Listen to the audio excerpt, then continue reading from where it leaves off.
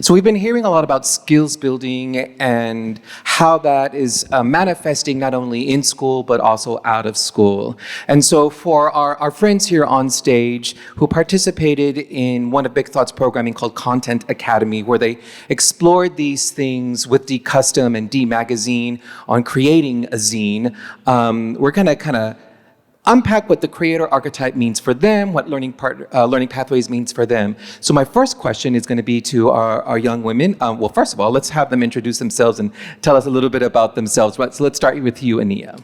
Hi, my name is Ania. I'm a recent graduate of UNT Dallas, and I'm currently a part of the community action team at Big Thought, and of course the D-Custom program.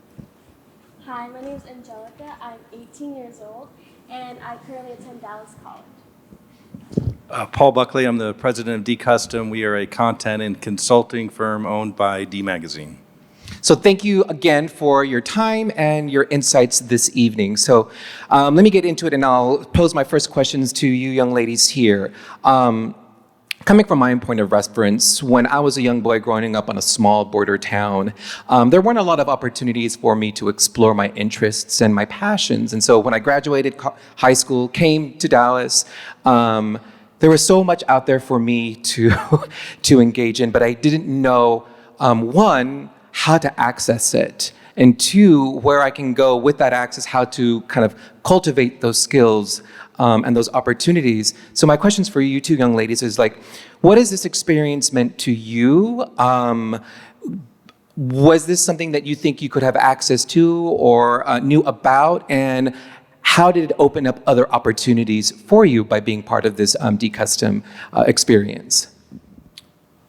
Oh, it's been amazing, to be honest. And to answer your first question, I had no idea that there was opportunities like that out there, especially, and the funny part is that during college, I would do social media for nonprofits. And so I did a lot of research on nonprofits in the Dallas area, but I never found one that did our age range. Like 18 to 25 is kind of like a weird niche age range, but it's really so important, especially in your professional development.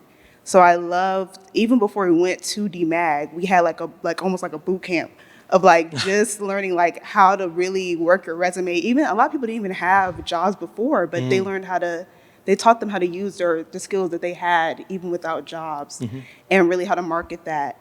And so we learned so much. And I've been through college, so I've done the little professionalism game, but I learned a lot. And so even before we stepped through the door, they prepared us, so we felt so confident going in. And even then, I was still a little intimidated because, it's D Magazine, but Paul and the team were so nice and so helpful. So I really had a great time with it. Nice. Angelica, what about you? What was your experience? Yeah, so I heard about Big Thought through my friend, and he was just telling me all of these amazing... Oh, your mic? Yeah, okay. Yes, so my friend was highly encouraging me to join the program. He would tell me about all of these amazing things he got to do. So I joined this past July. I joined the community action team. That's where I met Ania. And I heard about this amazing opportunity. And just with the support of D Custom and Big Thought themselves, I've learned so many things, so many skills. And like Ania said, we kind of went through a resume boot camp, an interview boot camp. And through that, we actually both of us landed a job at Big Thought. So yay on that, but Yay!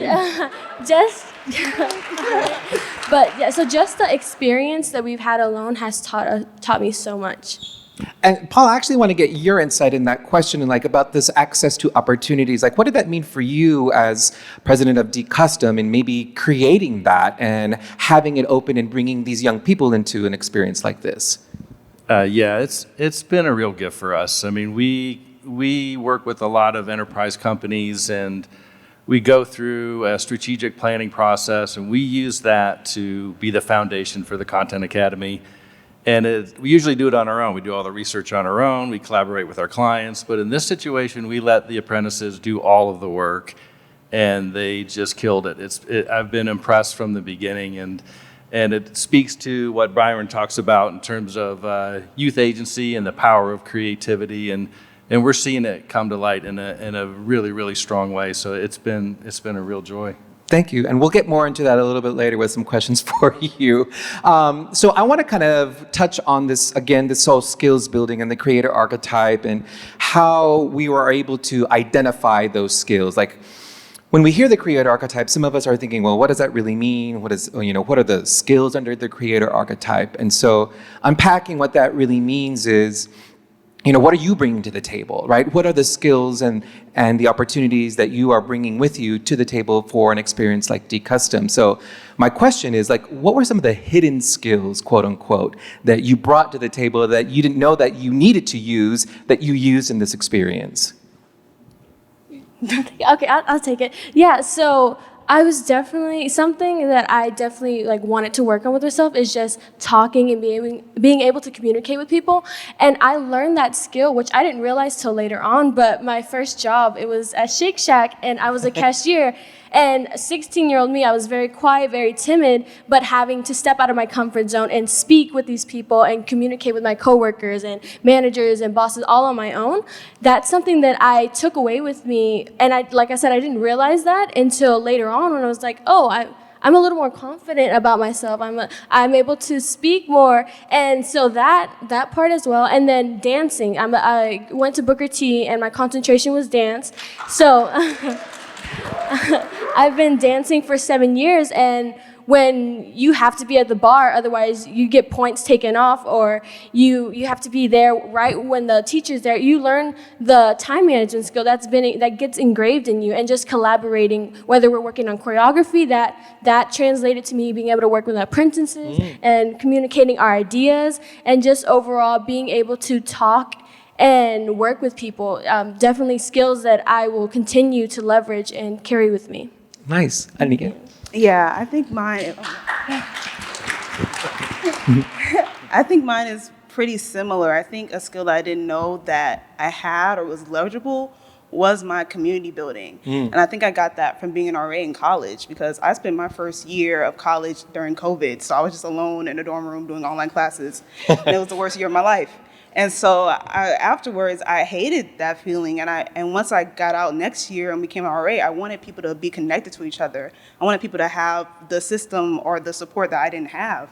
And so I really enjoyed that job. I loved it. I always brag about how I got a 5-star rating at the end of it, 5 stars on me. And then, so now when I come into this new space and working with these people, I've really loved connecting with them and kind of connecting with each other and finding their skills and figuring out how do we use that in this project and how do all of us shine. And it's been amazing. They're so smart, so it's not hard. Nice. So I kind of want to turn that question a little bit to you, Paul, in a different way about how it is an adult with youth coming in or young people coming in. What were some of the skills that hidden skills that you brought to the table to kind of make this opportunity come to life for them, that you were like, oh, I remember that. Now I can, that's what that helped me get through this opportunity. Yeah, I think for us is it was really embracing their perspective. You can see how they show up. They're superstars, and having them kind of lead us through their thinking and how they look at the different assignments we were giving them, whether we're trying to figure out audience personas or purchase cycles or doing competitive reviews. They don't come with a lot of preconceived notions. They don't come with any baggage from being in the corporate world for a long time. I was just telling Byron, we did a similar exercise with a big Fortune 100 tech company recently, and the people really struggled, and they really had a hard time getting through it. Whereas working with this team to create the magazine, I think if we really learn to embrace their perspective and their creativity, turn over everything to them, let them do the work, then that's been the most successful. Nice, thank you. And what I love hearing right now is how each of you are bringing something different to the table. We talk about learning pathways. We're talking about where are our different learning experiences and opportunities, how they show up in our lives, how they show up in the passions and our interests, and then how can we transfer those skills to something that is more meaningful to us that will lead to a job at Big Thought or lead to an experience at D-Custom like this. This learning pathway and connecting them with the skills that we are bringing to the table. And I think that's what we also need to identify is we need to remember that we're always bringing something to the table in these experiences. And our partners here, our partners who we recognized, even DISD and all those educational institutions, they're allowing us to bring skills to the table, and we need to remember that. And they're not coming to us from a deficit. They're always coming to us from an aggregate. And I think if we have that aggregate mindset, we're going to continue to see that needle shift for the better. So I kind of want to dig a little bit deeper on this idea of the creator archetype with you, Paul, about your experience with these young individuals. How has that changed, as president of D-Custom, your way of thinking about hiring? And what are the skills that you might start to be looking at for employing? Yeah, so we have a formal hiring process, and part of it is a psychological test. It's a version of the Myers-Briggs, so it's a personality test. And we try to say, okay, does this personality line up with the job that we're trying to fill? And I am moving away from it now, because I think what the personality tests do is if you really are aware of someone else's personality and how they approach their work, then it'll make you more productive with them if you understand it, and you'll do better work with them. But that doesn't necessarily mean they're the absolute right person for the job. So I am a big proponent of stacking up skills, and that is what the creator archetype is about. And because of the economy and the way things are changing, and the fact that we're moving into a knowledge economy now, you need to embrace these creator archetype skills, because it sets people up for this change. It makes them comfortable with change. It makes them show up where they are thinking creatively and contextually about the assignment. They're not trying to apply specific things where they don't fit. So we haven't talked about this in a little bit, but I want to create some kind of a new test for hiring people, and I want to find out how good they are against the creator archetype. Yeah, thank you for that. And maybe I want to say that same question to you two young youth leaders here. Like, what does the creator archetype mean for you, and how has it changed your way of thinking, and how do you might maybe live those skills and stacking of skills? The thing I like about the creator archetype is that it's very holistic. Like, I recently interviewed Byron for the D Magazine project, and the part that got to me was the civics and service part of it, because I've seen a whole lot of professional tests and sorting, whatever, but they don't really talk about the outside, how you engage with others that can't do anything for you. You know, it might talk about how you engage with other coworkers, but it's never reaching out to the community. And I think that's one aspect of it that makes it really holistic. And it doesn't just make you a good worker, it makes you a good human being, or a really skilled, developed human being.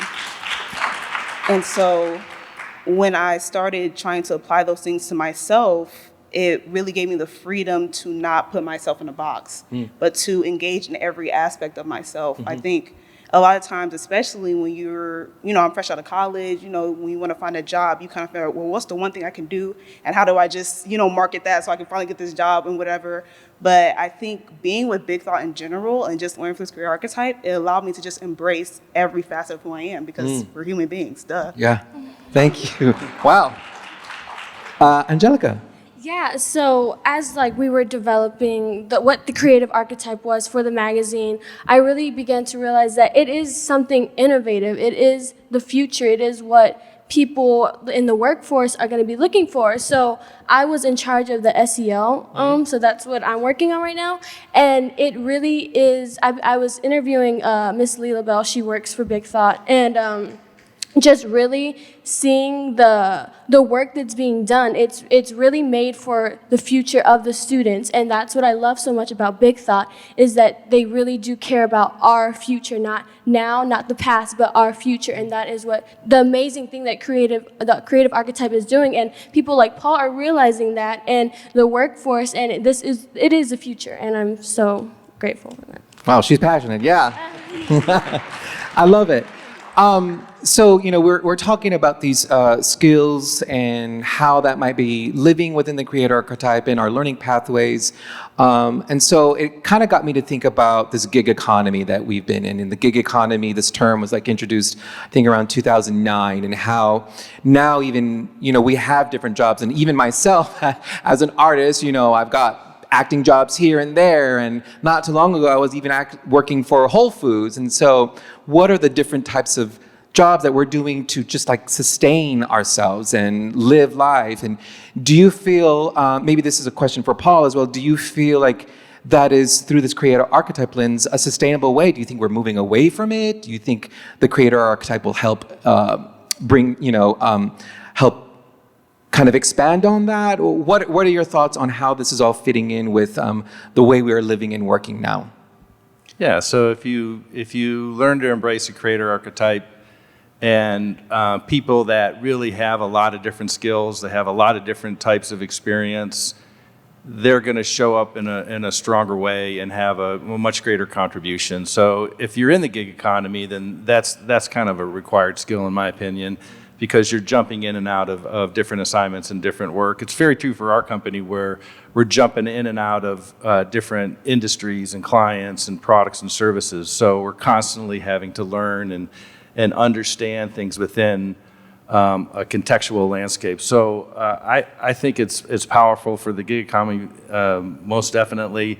It'll be interesting to see if that really shows up or not. You know, sometimes I always think about the gig economy as not necessarily you're a freelancer jumping around, but you have a little more flexibility in your own gig. And I would argue that creativity is not a 9 to 5, 40-hour-a-week thing. Yeah. You got to give people time to really knock it out when they're feeling good and take a break when they're not. So that's what we're trying to embrace.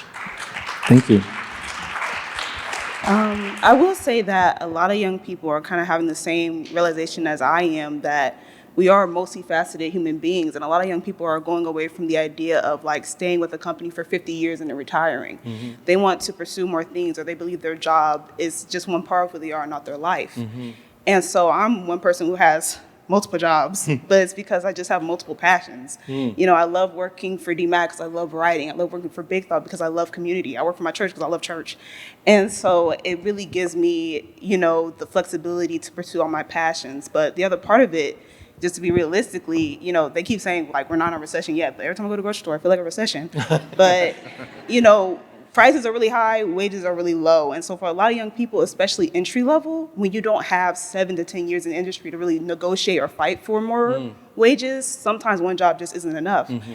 But the cool thing about the career archetype is that you can utilize all your talents to get other jobs to support yourself. So it's kind of less of a new lifestyle trend and more just young people adapting to the new economic world that they live in. Yeah, thank you. I also want to say, and be mindful of your time, right? I think even though we live in a gig economy, we need to be mindful of our own health and wellness. And so make sure that you take the time for yourself.